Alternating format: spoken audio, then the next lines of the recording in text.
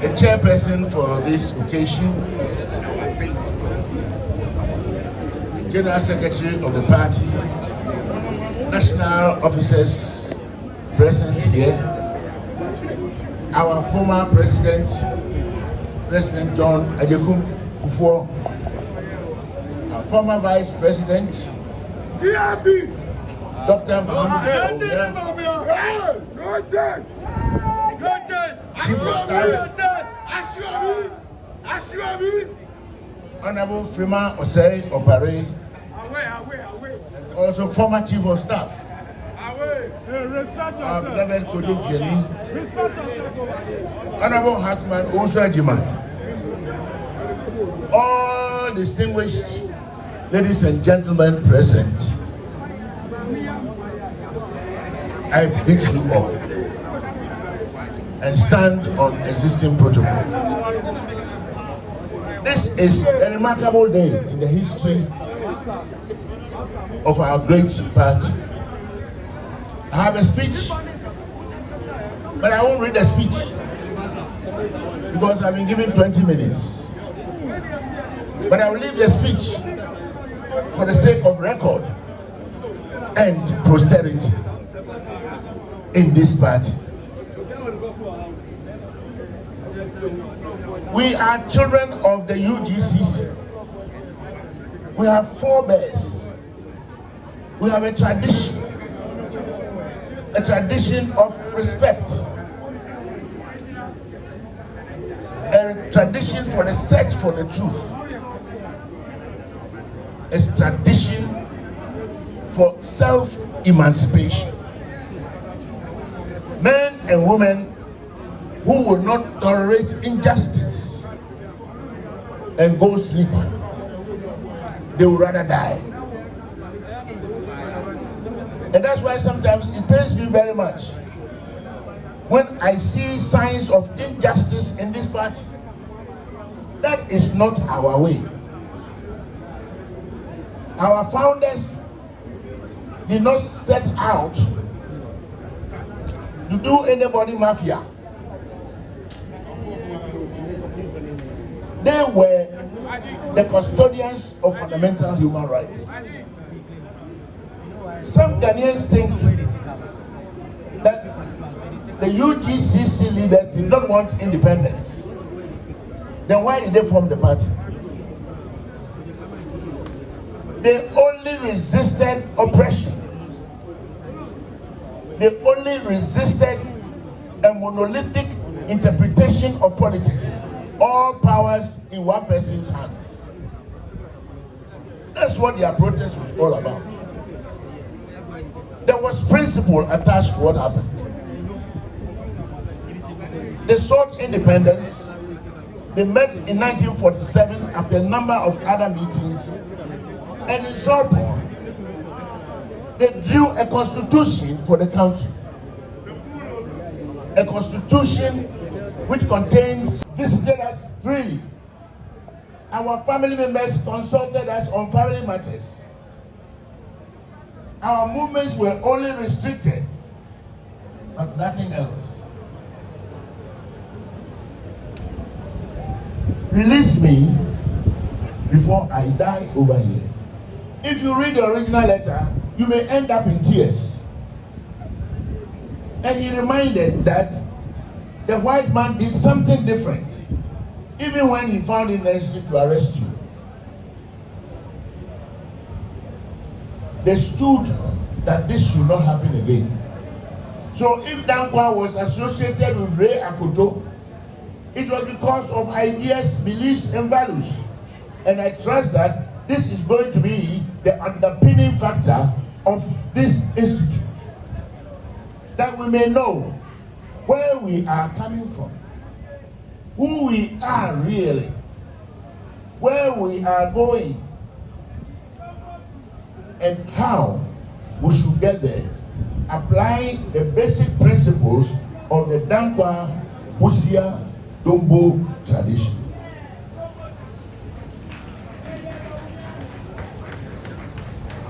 elections came, and when propaganda became the era of the day, men like Dankwa suffered greatly because of the propaganda that they were thieves. They had been bribed by the white people, including one person who was brought in, they say, to divert the mind of the people from politics to sports, and so on and so forth. The CPP won the 1951 elections. You know, when people forget about unity in this party, some of us who are relatively old feel very, very pained. In the 1954 election, the idea was to have a last election to determine the party that the colonial authorities should hand power to. You should want to know that in that election, our party, which at that time had transformed into the Ghana Congress Party, UGCC, lost every seat. 104 seats, we had only one. Our party had been decimated and dissipated. One, because of the propaganda of the era. That one seat was won by Dr. Akuffo Addo Bawumia regarding the Wenchi seat. He beat C.E. Donko with less than 10 votes. The votes were counted 3 times under the supervision of the whites. When Bawumia got into parliament, one fact of it was that the Northern People's Party, we preferred our tradition and the way we do things, now made Bawumia rather think untoward about anybody. I can assure you. And they went about telling us delegates. I was a delegate. As Secretary of Greater Accra, I was the first Secretary of Greater Accra in the party. Those were honorable men, honorable men. One of them is sitting there with honor as our former president.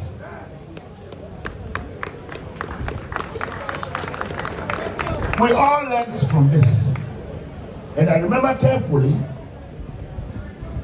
when President Akuffo was about to leave office in dignity and honor, and we had our Congress in 2007 in Lagos, we followed that style. When we went around the country, we followed that style.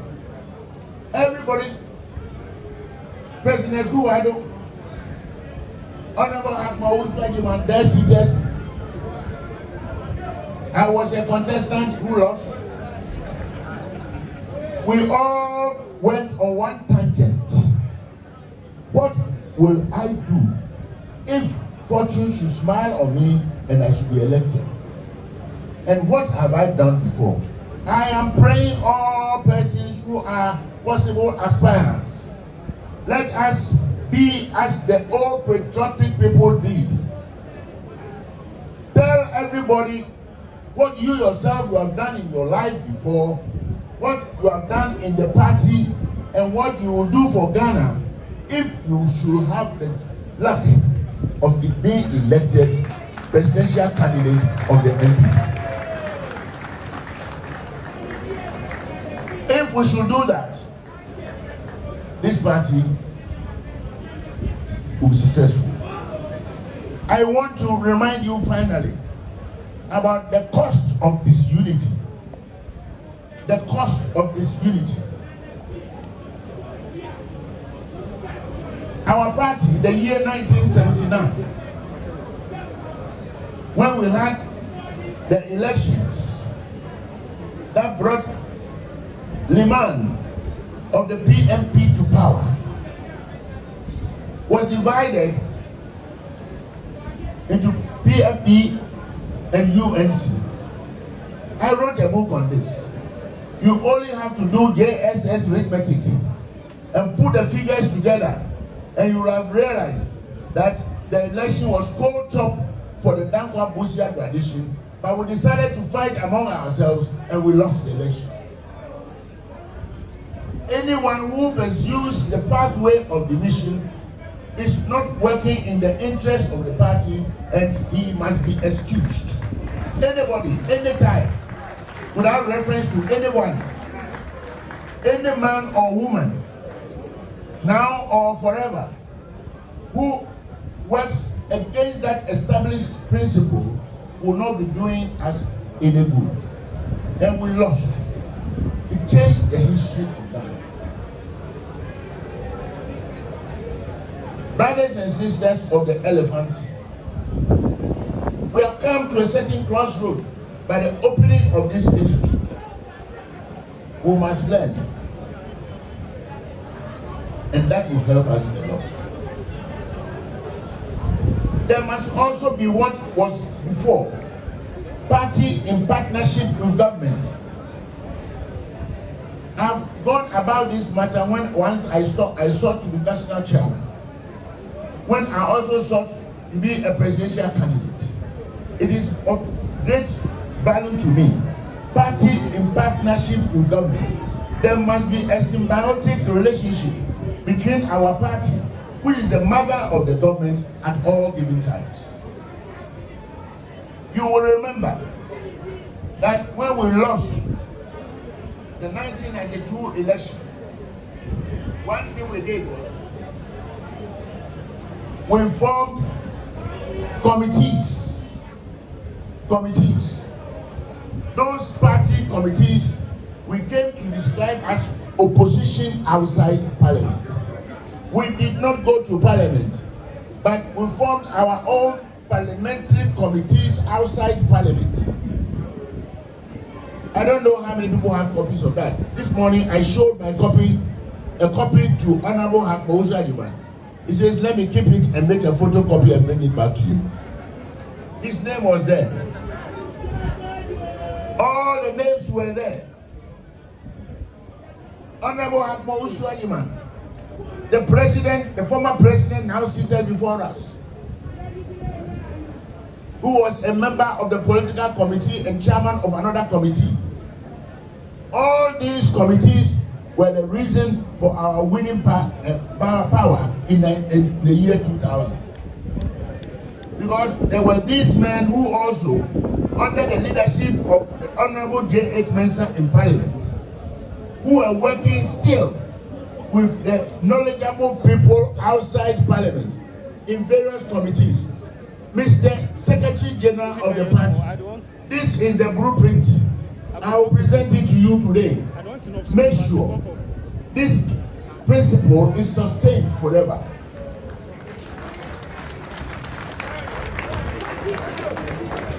Always a committee of the party, the mother of any government that we shall ever have. The men and women who are prepared and ready and able to play roles in any of these, we will have to bring them on board to work with the parliamentary committees. I trust that Honorable Afeja Mwaki will deserve a copy, and that will be presented also to him. Distinguished ladies and gentlemen, this tradition is a noble tradition. This is a tradition fashioned on principle. This is a tradition founded on the ideas, beliefs, and values of those people who founded Ghana. We are beneficiaries, and we must hold dear the Honorable Oquaye, former leader of our parliamentary group, Honorable Oseche Mensah, former national officers, senior patriots, not the least, our former flag bearer and vice president of our great republic. Good afternoon. Today, I stand on behalf of the Minority Caucus in Parliament to share with you our thoughts on this great day as we launch our Patriotic Institute. Today, we are reminded of the principle of loyalty. And these are stories that define us, not as abstract political narratives. They are living testimonies of ordinary Ghanaians who chose principles and conviction over convenience. These stories remind us why loyalty to our cause transcends momentary dissatisfaction. And let me tell you about the true costs of the principles we claim to cherish. And let me make it personal, because these principles were forged in the furnace of my own family suffering. First was my mother, a dedicated pupil teacher.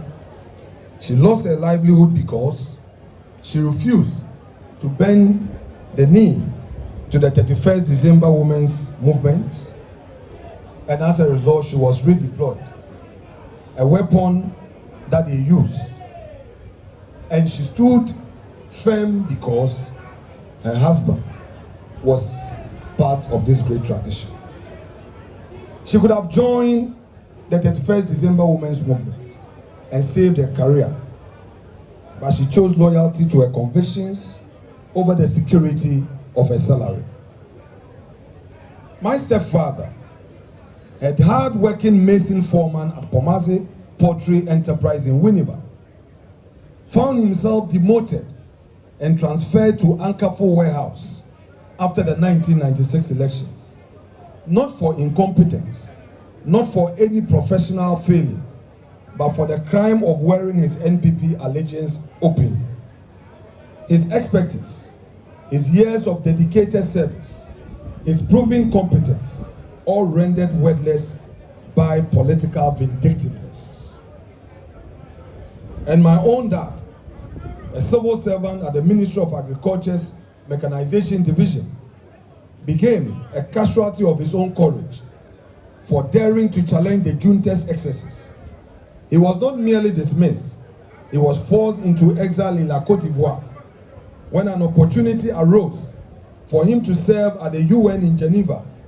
The very ministry that had cast him out refused to release his clearance letter. A 39-year-old man in his prime was forced into retirement, his expertise wasted, his family shattered, his dreams destroyed by the very petty vindictiveness of those who could not tolerate dissent. But let me tell you what this meant for a young boy trying to make sense of the world where principle came at such a crashing cost. The economic turmoil that followed these acts of political persecution nearly destroyed my education. School fees became mountains too high for a broken family to climb.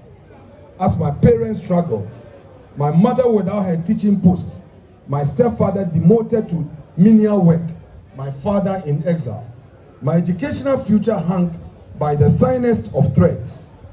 It was only through the bursary I won from Dr. Papa Kwesindo that my educational path was salvaged from the wreckage of political vindictiveness. But how many brilliant young minds were we able to save? How many dreams did we allow to die in the darkness of political persecution? How many children of NPP families saw their future sacrificed on the altar of their parents' principles? This is what loyalty came at a cost to my family. This is what standing for the NPP meant in practical terms. Not just political rhetoric, but empty plates, unpaid school fees, scattered families, and dreams deferred. Yet my parents never wavered. They understood something that perhaps we have forgotten, that our individual grievances pale in comparison to the collective good we serve. Dear patrons, today as we launch this institute, let me say that it marks a new chapter in the intellectual and ideological life of the new patriotic party, a true call for loyalty. It is the clearest institutional expression of our party's enduring commitment to development in freedom, to principled leadership, and to the constant renewal of the values that have defined the NPP since its inception. Over the past 3 decades, the NPP has stood as a beacon of democratic resilience, bold economic reform, and forward-looking governance. From its roots in the Dankwa Buzia Dombo tradition, the party has been guided by the values of individual freedom, the rule of law, private sector participation, civic responsibility, and progress anchored in democratic governance. The NPP has undoubtedly been the most transformative government in the Fourth Republic. Our liberal democratic foundations are not just philosophical concepts. They have produced results from the visionary social interventions of President Akuffo, like the National Health Insurance Scheme, capitation grants, and the school feeding program, to bold transformational programs under President Akuffo Addo, including the free SHS, 1D, 1F, and not the least, the Agenda 111 policies. And yet, we must ask ourselves, in a world that is growing ever more complex and competitive, how do we ensure that we remain relevant? How do we hold to our principles while innovating to meet new needs?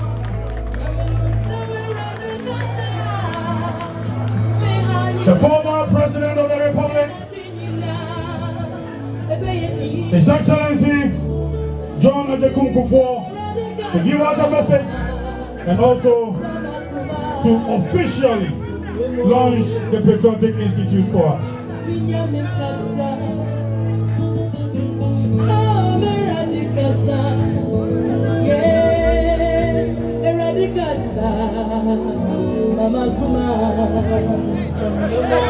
Statement he made, and I never forget. He said that we are in a party does not mean we are friends. That we are in a party doesn't mean we are friends. What it means is that we share the vision that this machinery party is the vehicle we need to get power. Earlier you told me that sole purpose of party is to win power. If we want to win power, then let's close ranks. Not as friends, but as people sharing the vision of using the vehicle to win power. See, analogy is, you go to New Plant Station, you board a bus, VIP. You are going to Kumasi. You buy your ticket, they seat you. The next thing you know, they've brought another person to sit by you. The journey might last 4 or 5 hours. If you don't like the face of the person next to you, you may not even look at him or her. You look at the window for the 4 or 5 hours. But at the back of your mind, you are praying that the bus will take you to your destination, Kumasi. The other person may also not like you, but he or she too would be praying that you get there safely. That's the party. We want power. Let's close rank. Reconciliation, unity.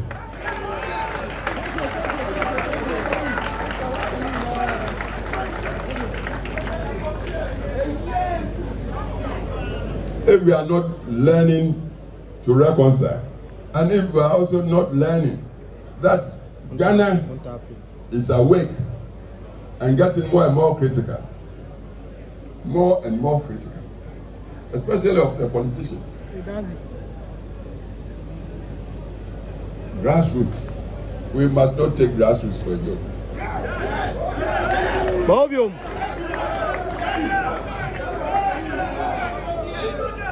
Another quote, and then I will thank you and declare from here that I have launched the institute.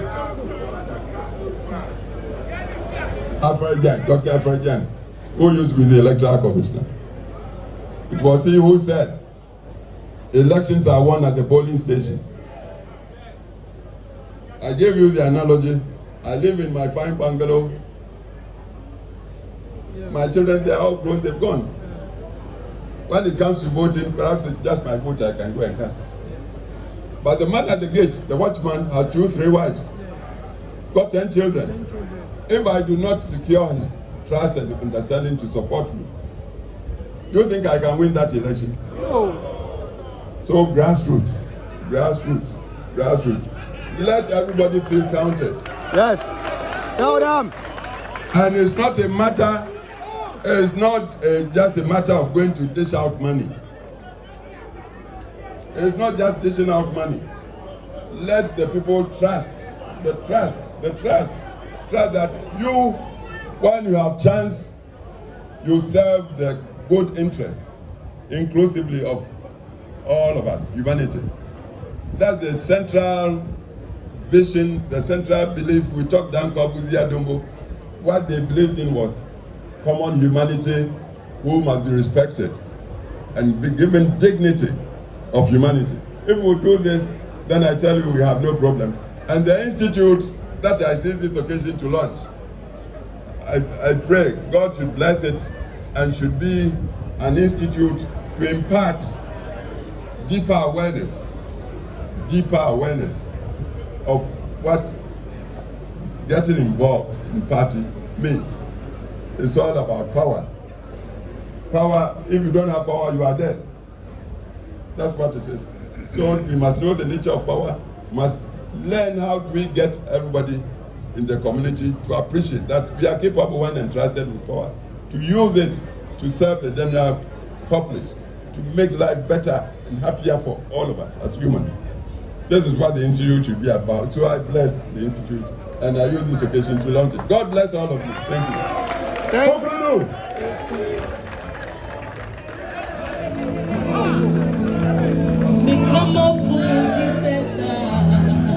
Let's be upstanding as we show massive appreciation for our respected former president. But we are grateful. We are grateful. In fact, this